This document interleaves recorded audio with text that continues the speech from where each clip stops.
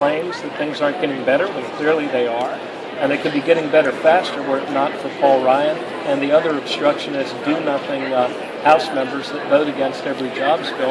And the president has to lay out the clear contrast, the different choices they would make where the auto industry is concerned, the different choices they've made when it comes to home foreclosures, the different choices that they make when it comes to developing new industries and emerging technologies and clean energy and green energy and the like. So those are the things that he needs to do. Will we see a different Obama tonight than we did in Denver?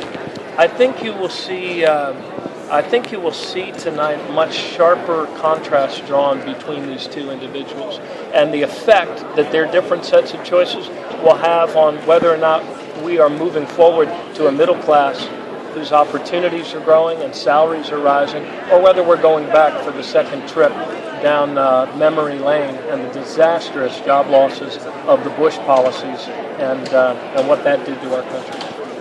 Thank you. Now, Thank you. Thank you, guys. Given the fact that tonight's debate would be... Now, where are you from?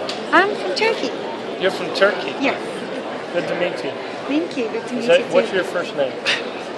Bovida? Yes. Bovida.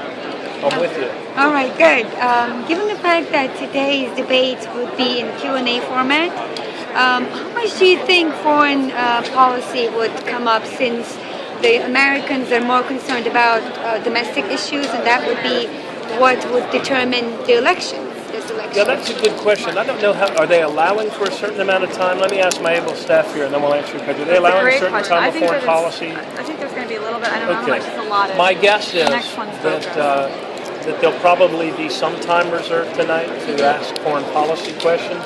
But what most Americans are fundamentally concerned about is that without which there is no progress, namely jobs, job creation. Those of us who have jobs want to know that the president is going to make decisions based on what helps us save and keep those jobs. And also those of us who are still looking for work want a president who's going to do the things that work in order to get us back on the job and back to work.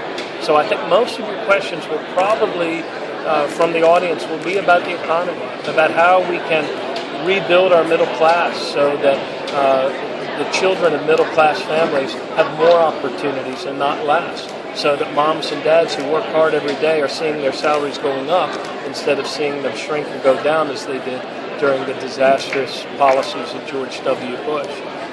So I think the questions will be about how we can restore the balance that allows us to be a country where we're all moving forward together, where we're all doing better because of the fruits of our labor and our hard work. Not a country where the only people that are doing better are the top 1%, like Mitt Romney, who can afford to avoid paying American taxes by sheltering their money in offshore accounts.